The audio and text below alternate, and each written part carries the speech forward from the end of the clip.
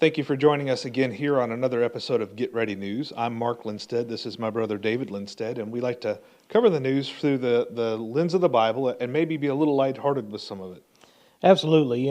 This is I feel like we're in the last days. It's a trying time, and to kind of look at this stuff and according to the Bible and get a little relief knowing that God's in control and there's nothing new under the sun. Yeah. Well, here's the first story. If you're local here to Wichita, maybe you saw me on the news. I was interviewed about our group that was in Israel.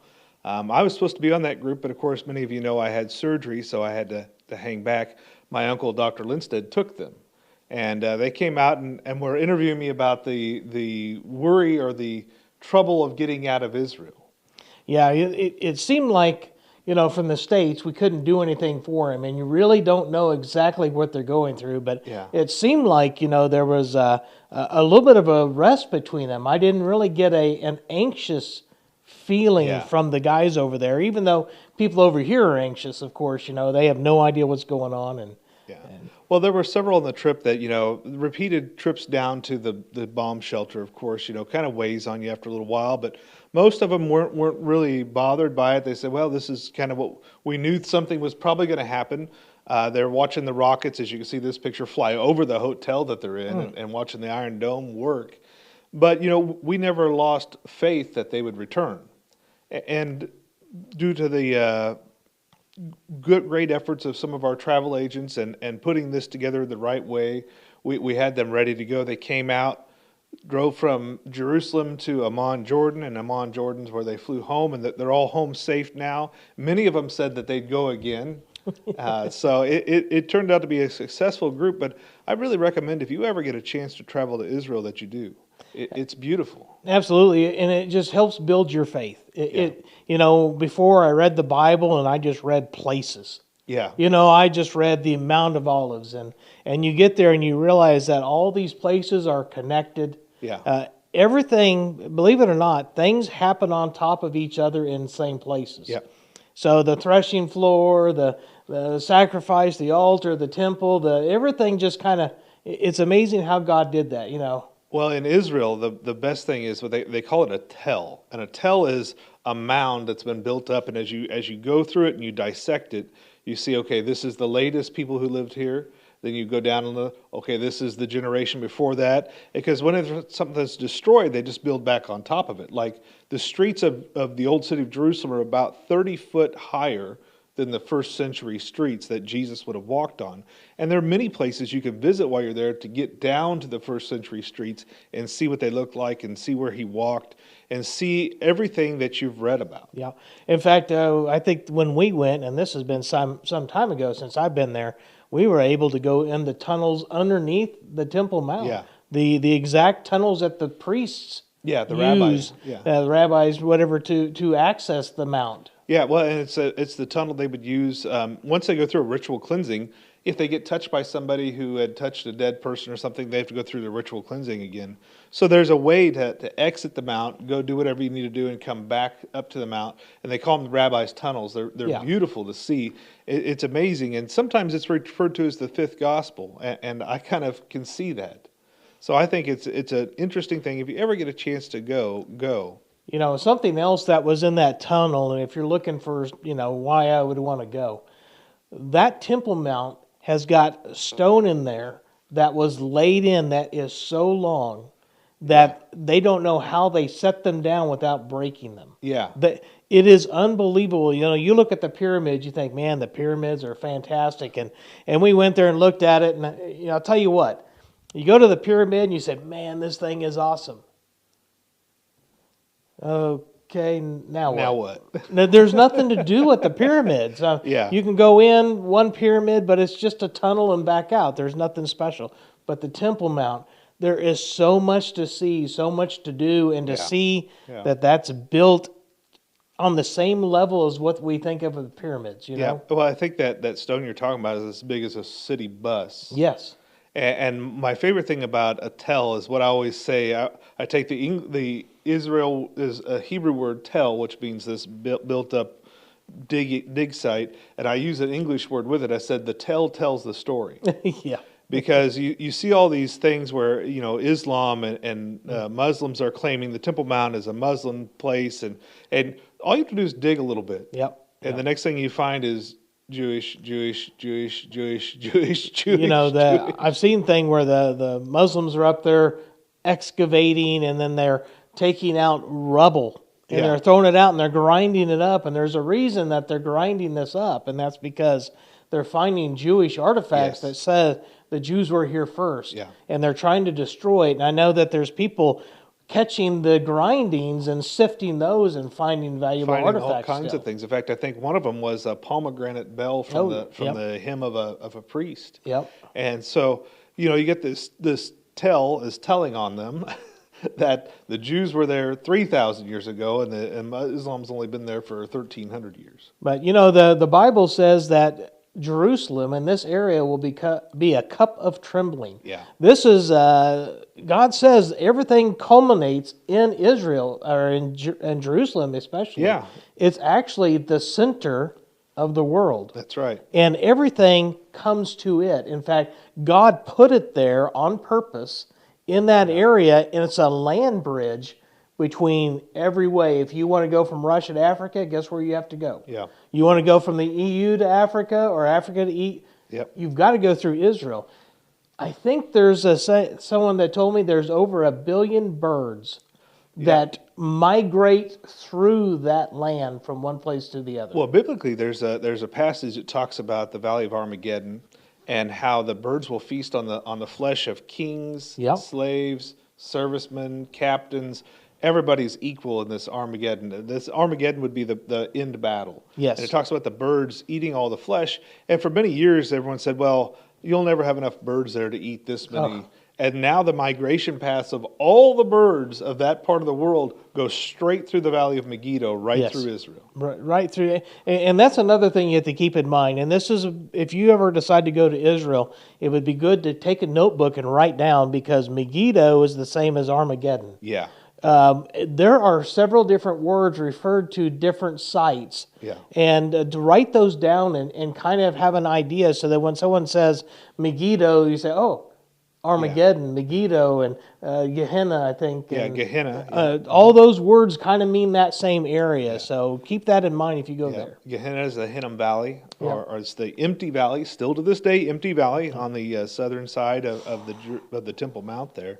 There's so many things, and really, I think religion has done a disservice to the area.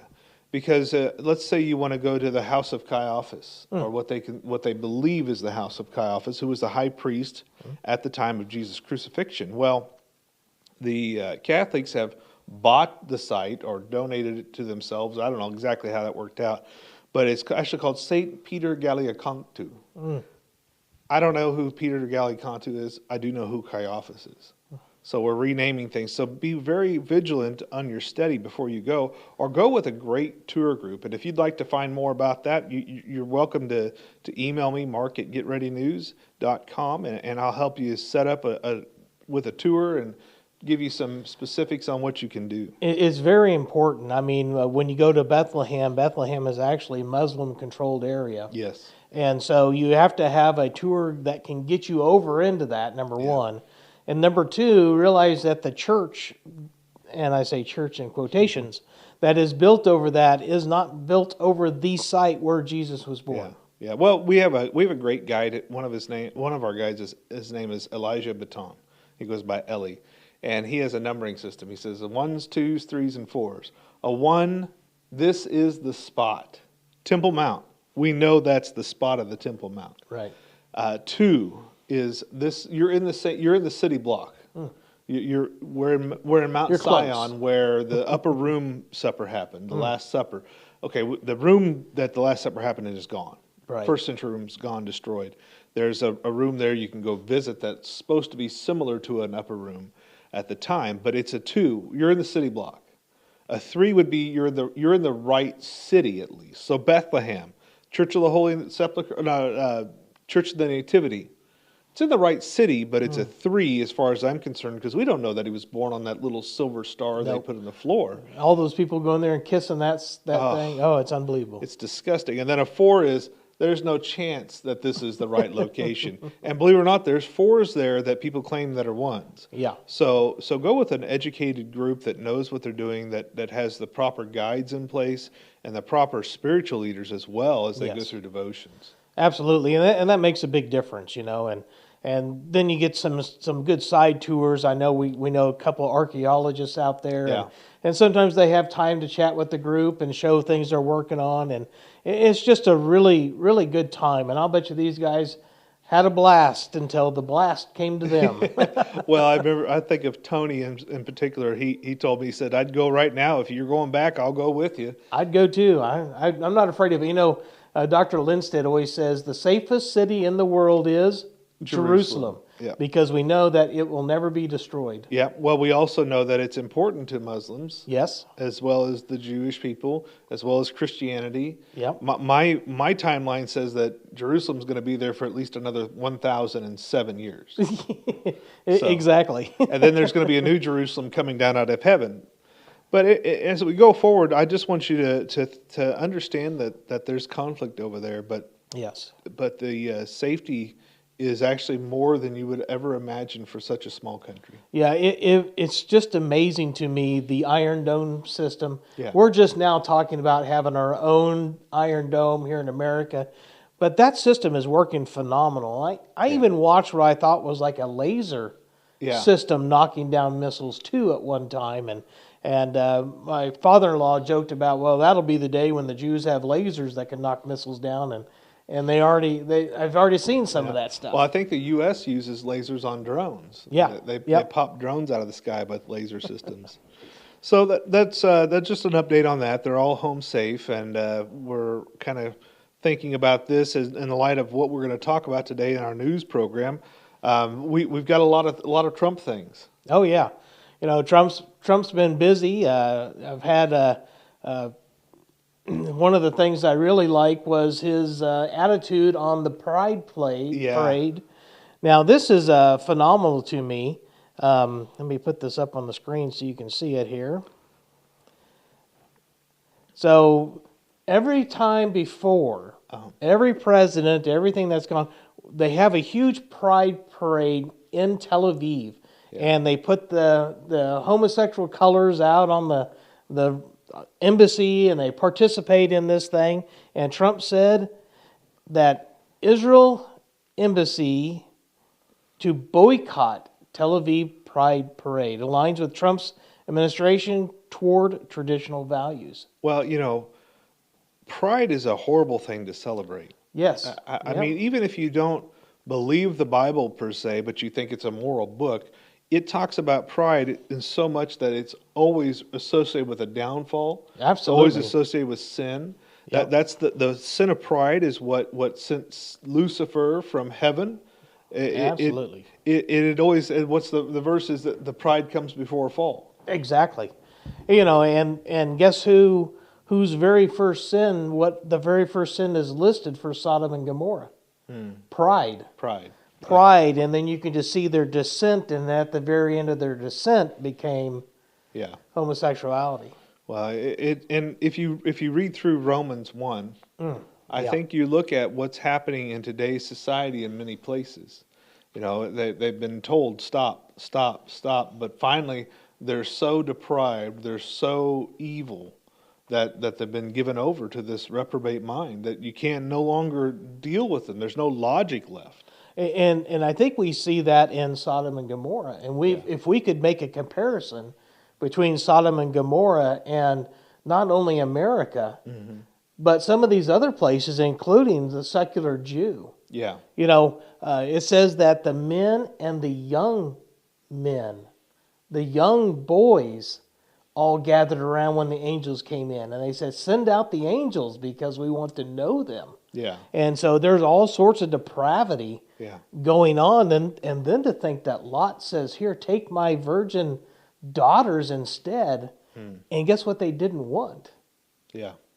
It's just bizarre. God destroyed them with fire and brimstone for that. What did John say? I baptize with water, but there's one coming to baptize in spirit and in fire. That's right. And that fire is really, it's coming as a judgment. You know, the Lord said He would never judge the world again by water. That's where Right. the rainbow came from. Right, exactly. And that's accurate. It's a biblical promise. Never again by water, but it is going to be judged by fire. Oh, yeah. And every living thing will be touched by fire. This is either A, in judgment for your sins. Those who have not repented and placed their faith in Jesus will be judged for what they've done on this earth. Yes. Their life. You know, go ahead. And then the believer, B, the second thing, you won't be judged for sin because your sins have been taken care of. They've been imputed onto Christ. He paid that debt. But now the works you do in the name of Christ are judged by fire. Exactly. And I was just going to add that, you know, every sin has to be paid for. Yeah. It's either, are you going to pay for your sin, or is Jesus paying for your sin? Yeah. I equate it as a deed to a home. I could pay everybody in the world. Let's just say that I had enough money to pay all the mortgages off of everybody in the world. But unless you go to the bank and claim the deed and change the paperwork that it's in your name, you don't get the house. Your family won't get the house. If you pass away and it's still deeded in the name of the bank and in your name, the bank says, okay, I'm owner of this home now.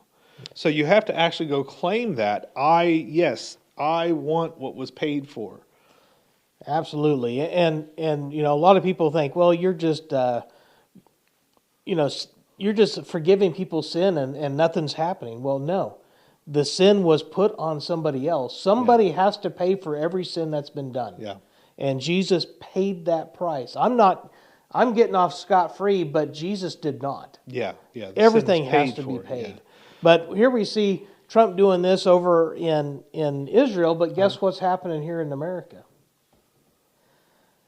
I don't know if you guys know who the YMCA used to be. Yeah. It used to be called the Young Men's Christian Association. It used to be a Christian group, and I don't know how Christian or denominational or whatever for, but it was set out to be a men's club that was supposed to be morally wholesome. Yeah, and promoting morality and promoting young men growing up to be grown men and gentlemen and men who understand how to operate in society. And here they are, Christian YMCA Center to host LGBTQ plus youth camp. This is for kids as young as 7. Wow. The perversion of sexual immorality is becoming so apparent. And you know, it says in the last days, it'll be like it was in the days of Noah. And yes. in the days of Noah, it's described them as even their imagination was evil continually. Yeah. Their thoughts were all evil all the time. And I think we're getting close. We're getting very close to that. And it says the world was filled with violence. Yeah. And man against man. And we see it just boiling over today. Yeah. Yeah. It's interesting. But speaking of Trump in the Middle East, I think there's some interesting things I think that he's done here locally that I would say that, or not locally, but in the light of what's happening, that he's playing, they say, 4D chess. And I think that's an amazing headline because Trump's the president of no war. Yes. Remember, he's the only president, I think, in the past 20 or 30 years that didn't start a war. That's right. And it's amazing that all these liberals that want a non-warring president have totally written that off. They don't even recognize it. Yeah. Well, and I think that President Trump has seen that the Middle East has got issues. So he says, okay, Israel, go ahead and do what you need to do, and we'll back you up. So he didn't start a war, no, but he's trying to prop up the ones who are doing the work that needs to happen in that part of the world. You know, with Iran, and I agree with some people have said, you know, how do we know that they don't have any type of nuclear device anyway? We've been told for years that next Tuesday they were going to have one. Yeah. But I think that it's becoming a magnitude thing. Yeah, I'll bet you, my guess is there's probably a bunch of dirty bombs everywhere around the world planted by this country. Yeah. But we're trying to stop them from being able to put a country-ending warhead on a missile Yes. to obliterate a a race of people off of the Yeah. earth in one shot. Yeah. Well, and of course, their first shot is going to be to the little Satan, Oh yeah, and then to the big Satan.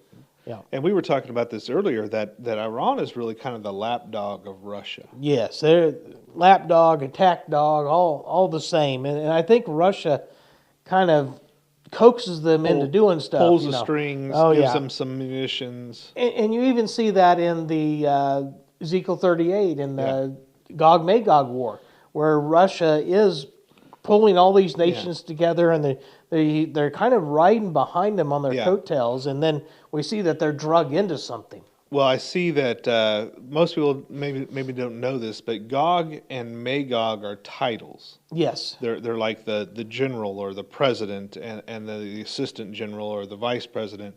And Russia is named in Ezekiel 38 as basically the leader of the pack that's going to come against Israel. Exactly. And that's where we see what's happening right now. I mean, we see those alliances coming together. And for you to deny that these nations, these are coming into an alliance, coming against Israel, who would have ever thought Lebanon would fall like it has, and that Libya would be strengthened, just like it says in Ezekiel 38, Libya is coming. Yeah, you can see the table of nations is working out the way God said it. It's like God knows what's going to happen. It's like he's omniscient or something. Just crazy. But Trump has done, I think, a perfect thing here in trying to deal with the situation while not entering a war. Yeah, and the situation needs to be dealt with because they're going to use this against us. We eventually are going to be in the crosshairs, if you will, of Iran. Yeah. So this benefits us too. Yeah. Now I think we might end up getting drawn into this. Yes. And Trump is not stupid when it comes to this. We've already moved our what they call freedom Doritos into the region. I think that's the best thing. I saw a video the other day of an Iranian man just like in awe looking up. It says, when you notice that the freedom Dorito is flying overhead. Yeah. And of course they call it that because it's a triangular shape, so it looks like a Dorito potato chip. But they're moved into place. Yes. And in fact, I think this is the only plane that can carry the bunker buster bomb. And I think it's like two of them in a row. So they drop one and drop another one behind it. And the first one just makes a deep hole in the ground, and the next one comes in and decimates everything below. But it's impressive. It would scare the bejeebies out of me to see that thing flying over top. It takes two of them. Yeah, one of them has to start, and the other one has to finish it with the final thing. And I watched a video the other day of these guys taking off in what they call their emergency formation. And I don't know if it was a drill or if it was something they were actually doing, but you could see four of these get on the runway together. Wow. Within 100 foot of each other and floor it. Wow. And I don't know if you realize how big this really is. And the speed and the maneuverability of these things is amazing. Yeah, we have a McConnell Air Force Base here in Wichita, and I was fortunate enough to see the B-1 and the B-2, but we had this big perimeter. Yeah. You couldn't get within 100 feet of this or 200 feet of this thing, but it is huge. People don't realize how big this thing is. And the speeds at which it flies and the way that it's designed to keep the radar from detecting it. I mean, you have to be stupid to pick a fight with America. Yeah. And they started looking at America has, I think, something like almost 14,000 fighter type jets, which the next two nations combined have like 3,500 together. And I just don't understand the mindset of those. But of course, this has to happen. It's absolutely. Yeah. And it's funny you say that. And I think about every war that we've been in. One of them was the Iraqi war. Yeah. And we marched up there in 6 days? Yep. 7 days, and we're in the capital. And people thought Saddam had everything he needed to stop us. And I think this comes down to they've convince themselves Yeah. that they can, and I think this is a perfect picture of Satan against God. Yeah. And God, and I think Satan's goal is, if I can make God's one of his prophecies not come true, one little thing not happen, then he thinks he won. Yeah. And these guys have that same they don't understand that they really have nothing. Yeah.